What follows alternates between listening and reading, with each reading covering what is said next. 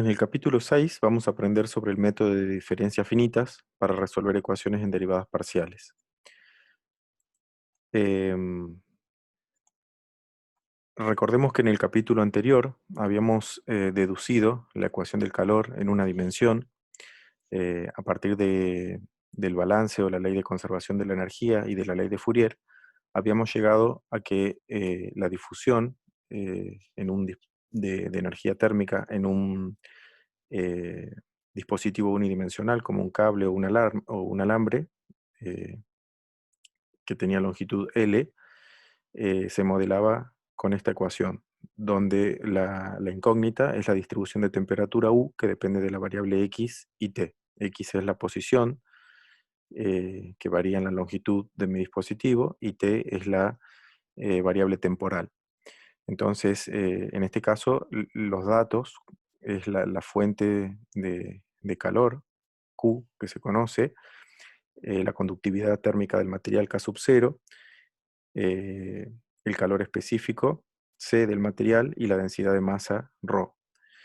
Y entonces, en este caso, esta era una ecuación en derivadas parciales porque la incógnita, que es la temperatura U de xt, aparece en esta ecuación a través de sus derivadas parciales. Aparece la derivada de U respecto del tiempo y la derivada de U respecto de la posición dos veces. Entonces, habíamos aprendido, aprendimos a deducir esta ecuación a partir de las leyes que mencionamos, pero no sabemos cómo resolverla hasta este momento. Es decir, no sabemos cómo encontrar la distribución de temperatura U de xt.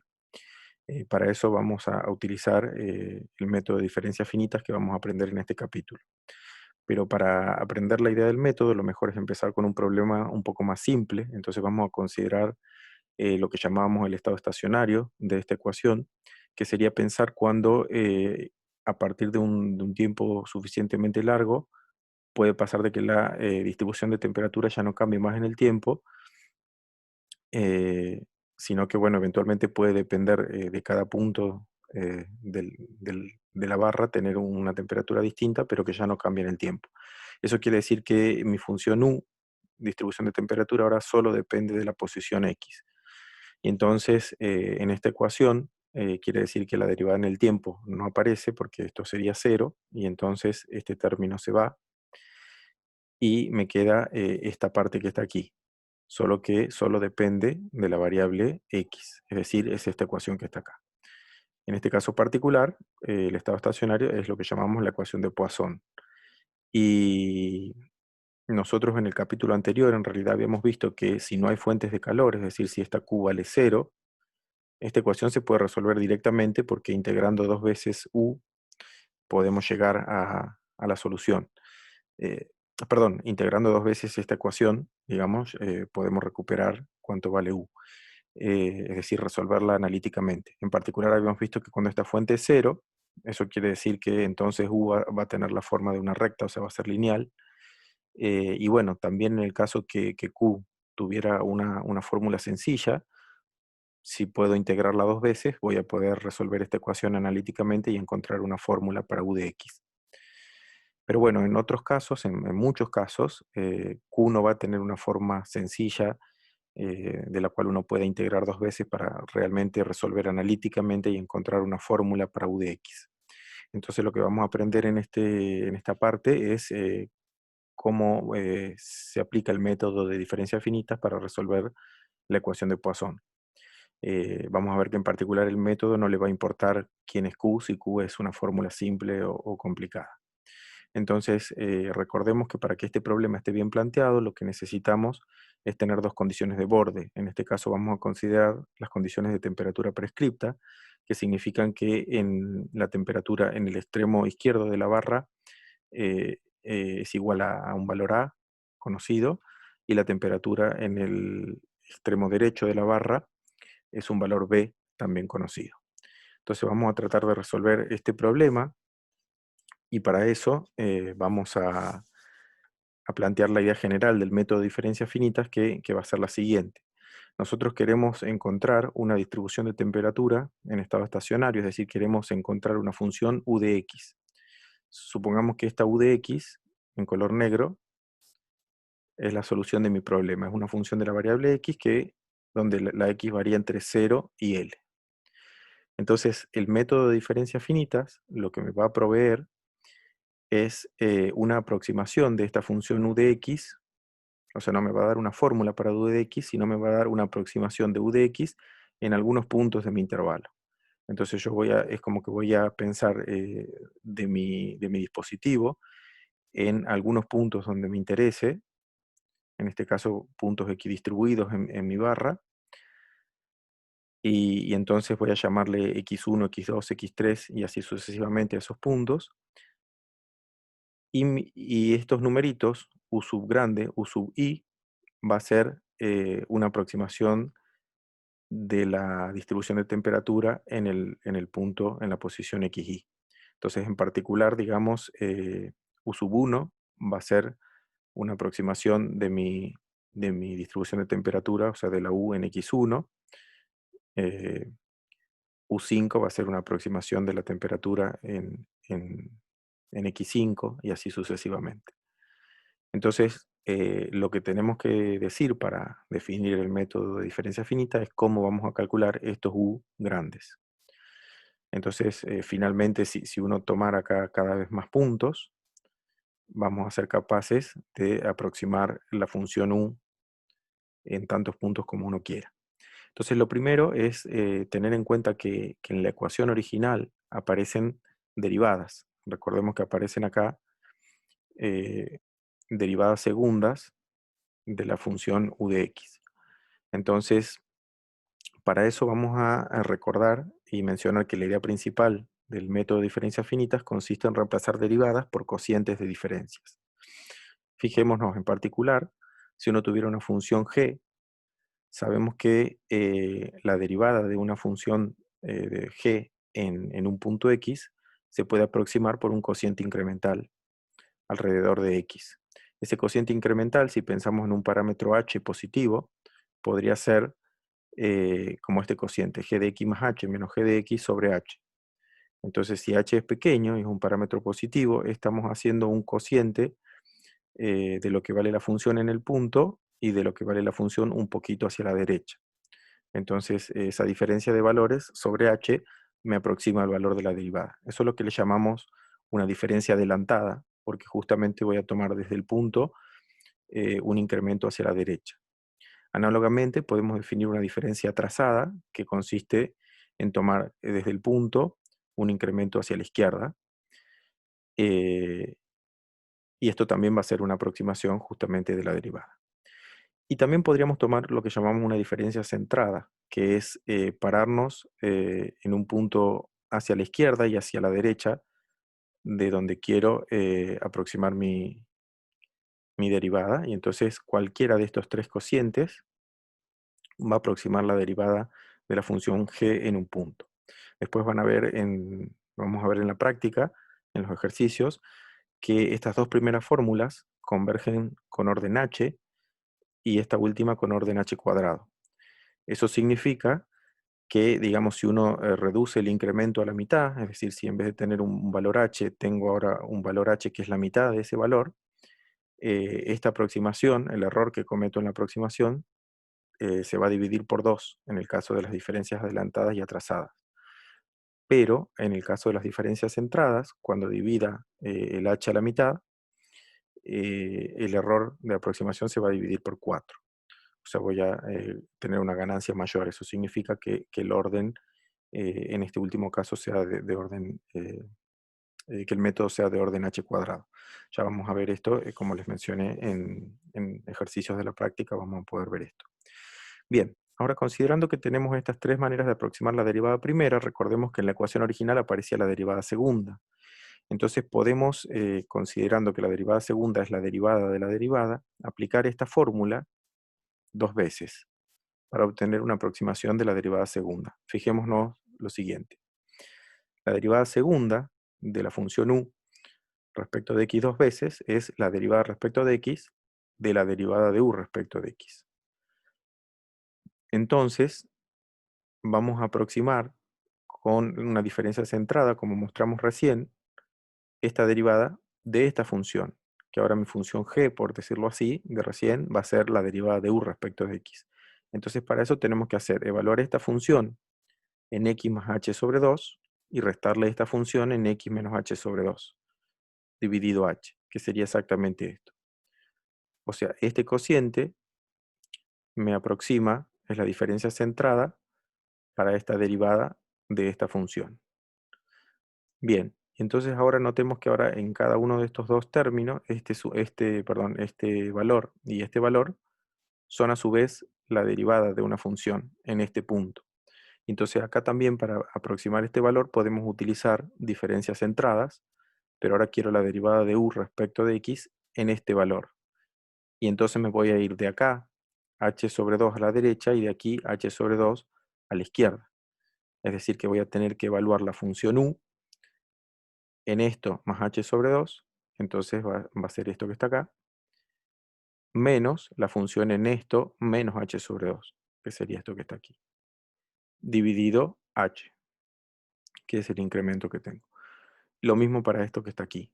Ahora, esto, para aproximarlo con una diferencia centrada, voy a ir desde este punto h sobre 2 a la derecha, y entonces es esto más h sobre 2, y esto menos h sobre 2, porque voy a irme hacia la izquierda. Entonces tengo esto, dividido h. O sea, este cociente aproxima esta derivada, y este cociente aproxima esta derivada. Todo dividido h. Bien, entonces ahora puedo reacomodar, acá darme cuenta que esto me está quedando u de x más h, y esto me está quedando u de x sobre h, y de la misma manera esto me queda u de x, y esto me queda u de x menos h sobre h. Fíjense, acá solo hemos reacomodado esto. Y bueno, acomodando acá de vuelta, sacando como un denominador y reagrupando las cosas, nos queda una aproximación para la derivada segunda de u en términos ahora de tres valores: el valor de la función en x y del valor de la función a la izquierda y a la derecha, o sea, en x menos h y en x más h. Entonces ahora, en general, digamos, podemos pensar que la derivada segunda de una función la podemos aproximar utilizando diferencias centradas dos veces mediante esta fórmula, que es la que hemos obtenido acá arriba, y se puede demostrar que esta fórmula también aproxima la derivada segunda con orden h cuadrado. Entonces, repito, eso significa que si el parámetro h se reduce a la mitad, el error de aproximación se va a reducir por 4. Entonces, ahora, bueno, resulta más simple porque si volvemos a la ecuación, recordamos que lo que teníamos era una derivada segunda de u y vamos a poder aproximarla con esta fórmula. Entonces, vamos a considerar lo siguiente. Teníamos nuestra barra, que la vamos a subdividir en n subintervalos de longitud h, donde h va a ser la longitud de la barra sobre la cantidad n de subintervalos, L sobre n. Y entonces mis nodos van a ser los x sub i, que son los que habíamos mostrado recién, ¿sí? En particular, si estoy parado en un x sub i, el anterior va a ser x sub i menos 1 y el siguiente x sub i más 1. Resulta que en cada uno de estos puntos, yo lo que sé es la ecuación de Poisson, si recuerdan, es menos k sub 0 por u segunda en x igual a q de x. Esa era la ecuación de Poisson. En particular, esa ecuación se va a cumplir en todos los x de la barra, y en particular se va a cumplir en cada uno de estos x sub i que uno toma en los puntos del muestreo. Entonces, la ecuación de Poisson particularizada en x sub i me da esto. Cuando yo escribo esta ecuación aproximando la u segunda en xi mediante la fórmula que vimos recién, entonces es menos el casero está aquí, y esta derivada segunda se aproxima por este cociente, según lo que vimos recién, que aparecía la función evaluada en el punto, la función evaluada en el anterior, la función evaluada en el siguiente, o sea, en el punto más h y en el punto menos h, que en este caso se llaman xi menos 1 y xi más 1. Entonces, esta es la fórmula de anterior, y ahora esto va a ser no igual a q de xi, sino va a ser aproximado. ¿Por qué? Porque justamente esta fórmula aproxima la derivada segunda de u en xi. No necesariamente es igual. Bueno, Esto, imponiendo la ecuación de Poisson en cada uno de los nodos interiores, recordemos que tenemos, en este caso, en mi partición, como tengo L subintervalos, tengo n más 1 puntos. El x1 sería el extremo izquierdo y el xn más 1 sería el extremo derecho. Entonces, en los puntos interiores, o sea, para ir desde 2 hasta n, voy a imponer esta ecuación y entonces tengo esta aproximación que tenemos aquí para cada uno de esos puntos. ¿Por qué lo hago solo en los interiores? Recordemos que en el primero, u de x1, no necesito imponer ninguna condición, ninguna ecuación, porque yo ya sé exactamente que u de x1, por la condición de temperatura prescripta, la temperatura en el extremo izquierdo es un valor dado A. Y lo mismo la temperatura en el extremo derecho, que es L, es un valor dado B.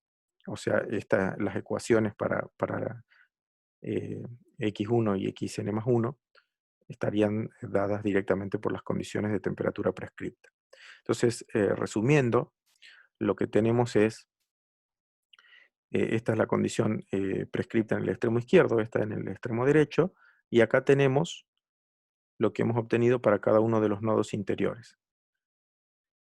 Entonces, lo que nosotros queremos definir, en realidad, recuerden lo que habíamos dicho, es valores U sub i, de manera que sean una aproximación de la temperatura U que queremos conocer en cada uno de los nodos X sub i.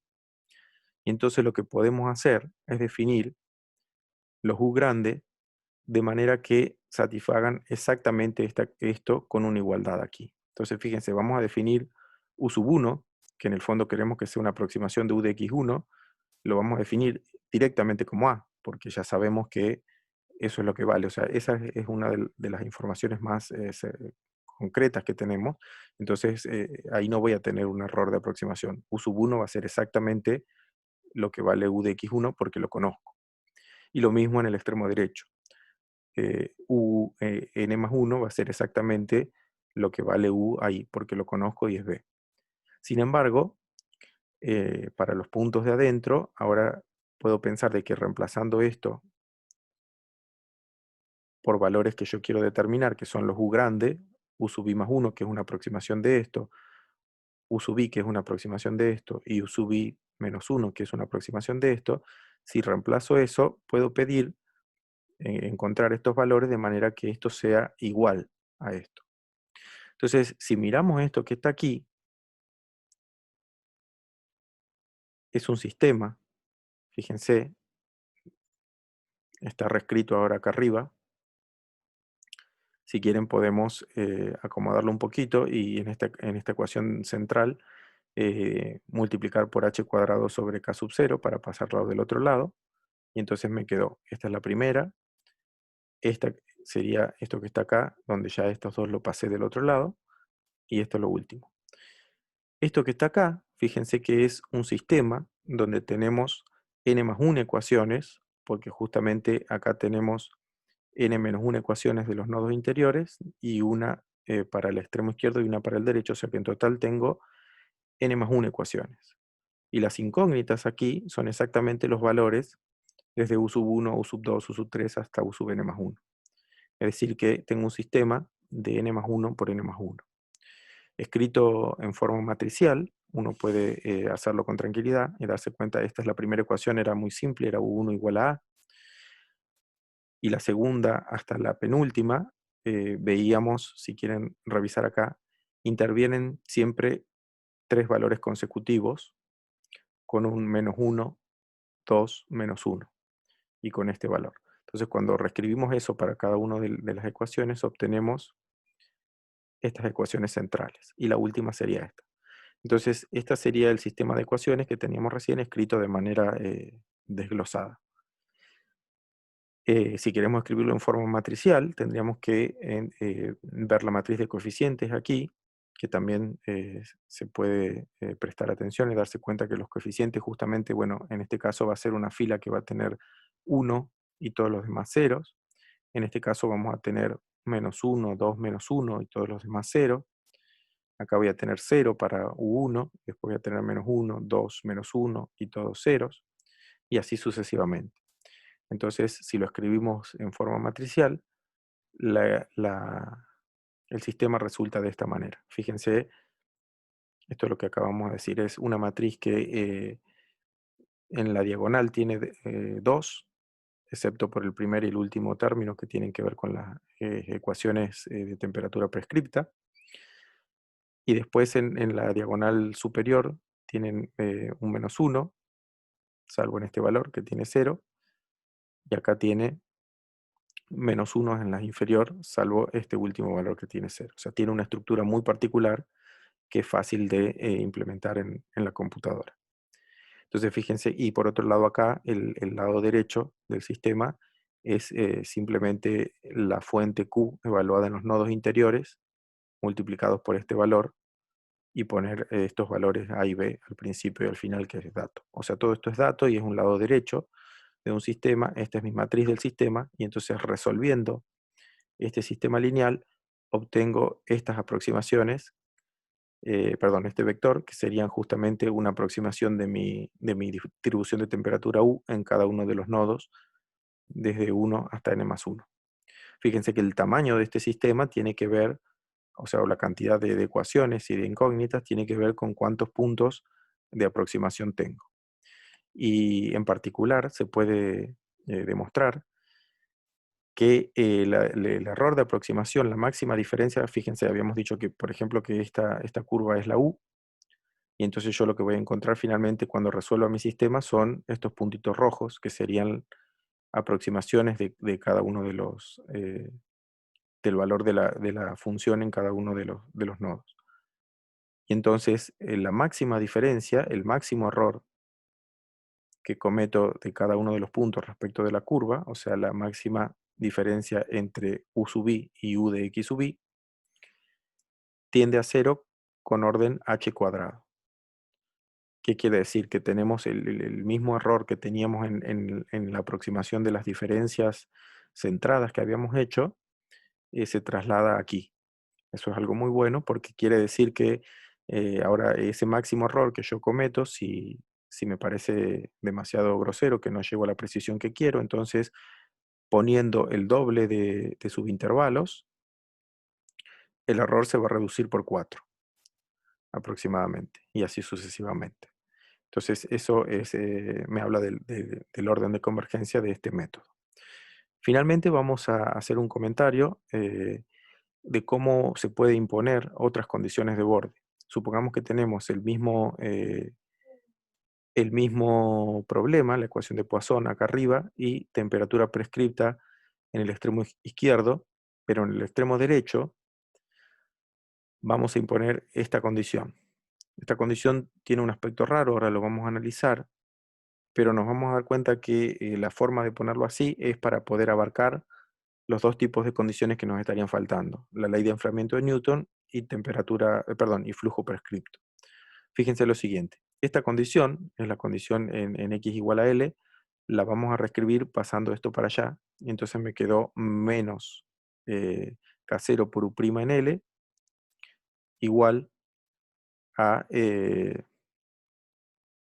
porque pasé esto para allá, entonces me quedó esto igual a H1 por U de L menos H2 por UE. Es simplemente, esto es una reescritura de esta ecuación que está arriba. Y si la miro acá, ahora esta ecuación, fíjense que este término que está aquí es el flujo en el extremo derecho, y entonces si yo tomo H1 y H2 iguales a H de la ley de enfriamiento de Newton, entonces esta ecuación se transforma, acá H1 y H2 salen como factor común H, y me quedó esta forma. Entonces, tomando en esta ecuación H1 y H2 igual al H de la ley de enfriamiento, podemos pensar que esta condición de borde es exactamente la ley de enfriamiento de Newton en el extremo derecho, donde UE es la temperatura exterior y U de L es la temperatura en el extremo derecho. Y esto es el flujo en el extremo derecho. Entonces, la ley de enfriamiento decía que el flujo en el extremo derecho, en este caso, es proporcional a la diferencia de temperaturas que tiene la barra en el extremo exterior, en el extremo derecho, perdón, con el exterior. Pero por otro lado, también podemos representar mediante esta misma ecuación una condición de flujo prescripto. ¿Por qué? Porque fíjense, si tomamos H1 igual 0, este término desaparece, y entonces ahora tenemos esto con un signo menos, sería el flujo, ahora lo vamos a reescribir, o bueno, escrito acá, fíjense, perdón, acá. Si tomo H1 igual 0, este término no está, y entonces me queda que el flujo puede ser igual a lo que yo quiero, eligiendo convenientemente H2 y U sub B. Si esto lo elijo de la manera que quiera, entonces estoy prescribiendo el flujo. Entonces, si tomamos H1 igual 0, por ejemplo, se puede tomar H2 igual a 1 y U sub B igual a un valor dado que uno quiera, entonces estaría representando esta condición que es de flujo prescripto. O sea, esto es algo dado. En particular, si tomo U sub B igual a 0,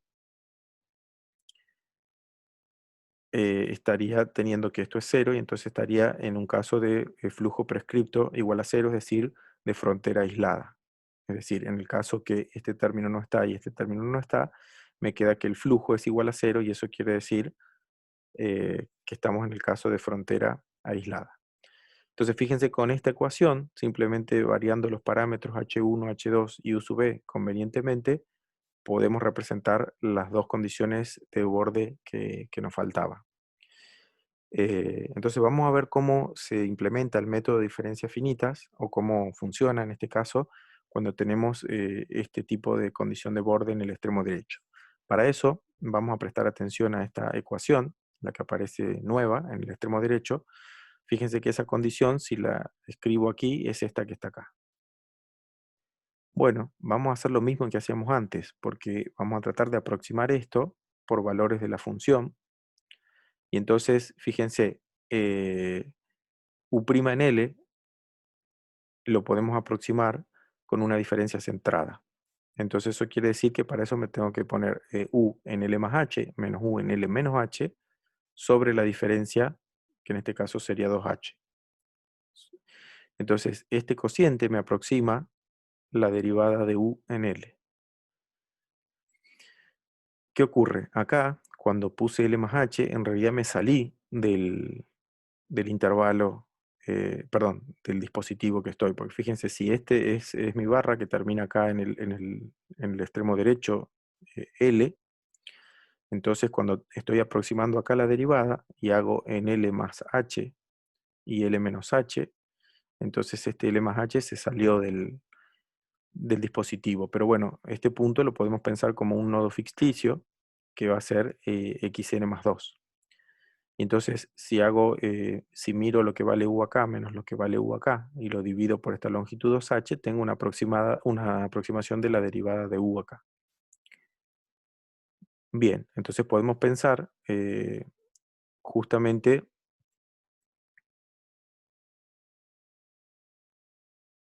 acá no sería un igual, sino también un aproximado.